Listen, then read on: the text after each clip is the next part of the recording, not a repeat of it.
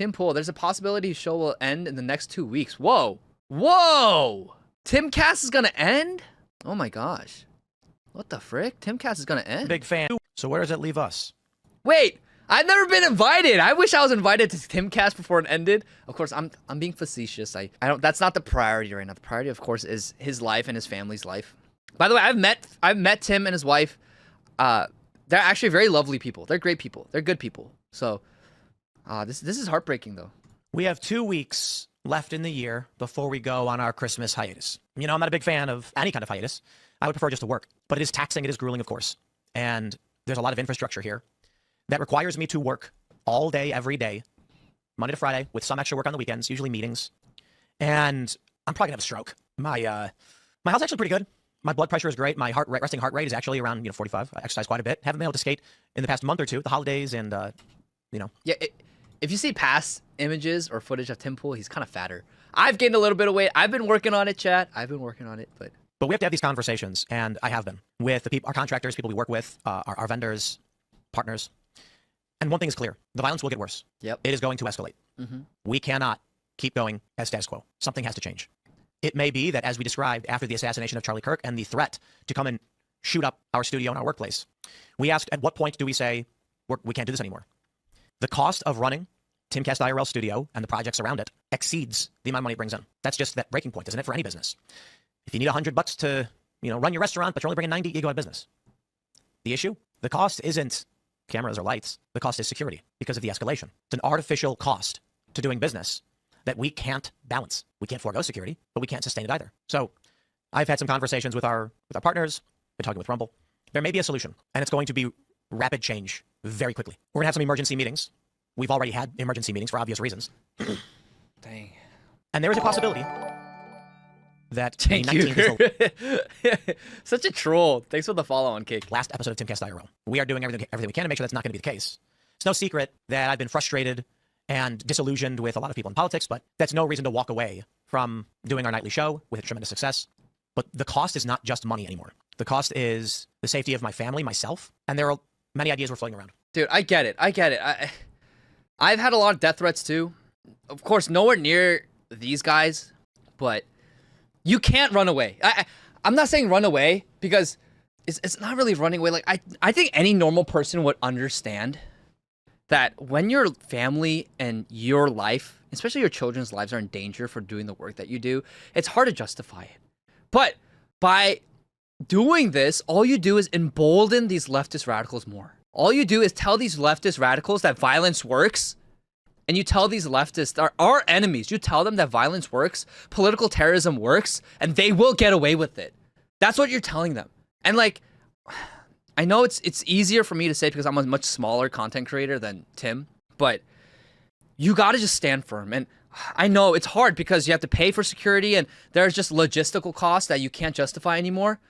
But this is the time where everyone needs to band together. And this kind of stuff, this is where the right needs to get behind Tim and not say, hey, you're a freaking sellout, you coward. But say, hey, what can I do to support you? So we tell them, no, you're not going to get away with this. This is the time where we band together our resources, we band together and say, you know what, we're not going to let the left get away with political terrorism. We're not going to let the enemies of America, of society, these enemies that hate us and want our families dead, we're not going to let them get away with this. And we will keep fighting and we're going to keep moving forward so that they don't get away with it, that we can't let them know that their antics work. We got to let them know that their antics don't work, their political violent acts don't work, their acts of terrorism don't work.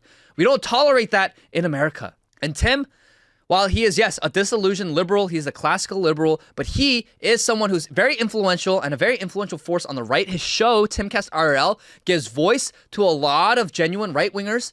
He is a net good and a good force for society and the culture war. He is. And we need to figure out a way where we can band together and say, no, we're not going to tolerate this. We will make sure that people like Tim get the help that he needs, like the ones who are prominent voices and standing up and fighting the good fight, that they have the resources and protection they need to continue the work that they do. It's really awful. It's really awful. So pray for Tim. Pray for Tim and his family. Again, I don't agree with him on everything because he is fundamentally still a liberal. But I think he's good. He's a good guy. all the interactions I've had with him were all positive. I remember one time I met him and I was sharing with him and I was talking to him about his Korean background, and then he like pulled up his Google Maps and like zoomed in to a place in Korea about where his family's from on his Korean side. It was kind of cute. Yeah, it was pretty wholesome. He was like so excited. He was like pulling up a Google Maps, like zooming into his phone Maps app, and he was like, "Hey, this is where I come from." And I was sharing with him where I come from.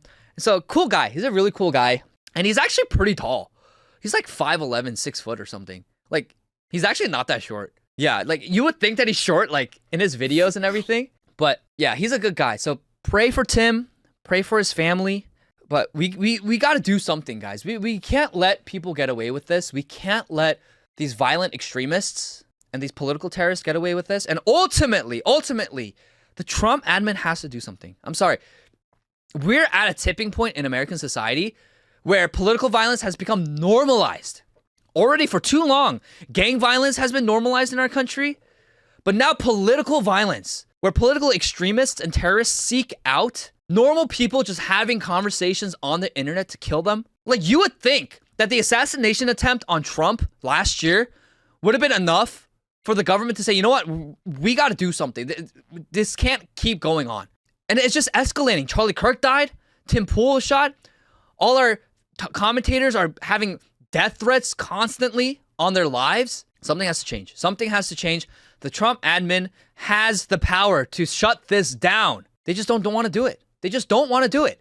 Because why? Because of optics? I mean, we're past the point of optics at this point, okay? People are literally being killed and shot at for their political speech. And this is only getting worse. My friends are getting targeted for their political speech. We're at a tipping point. We can't have freedom of speech. We can't have open debate and freedoms, liberties observed in society when you're literally being shot and killed for exercising those liberties. We have to first have law and order in society before we can exercise and observe and enjoy our liberties and freedoms. Hikoboshi, you're saying this, but why don't any of us run for government like Brandon Herrera? We're just cowards and cobras if we just stand. Yeah, absolutely. So I commend Brandon Herrera for running for government. We need to run for government. We need to run for office. We need to get into the school boards. We need to get into the city councils. We got to get into these places of authority and enact change for sure. So not everyone's role is to speak out on the internet, right? But everyone, we need to. We need to do something, or else we're going to lose our society. Like, we're going to lose our country. I think it's getting so bad. It's getting so bad. We must act in all different avenues, whether it's content creation, whether it's collaborations, whether it's resources, or whether it's legislation, whether it's even like court trials and lawsuits, right? These are all things, every single avenue through which we need to win. And we need to tell these leftist extremists no. We got to say no.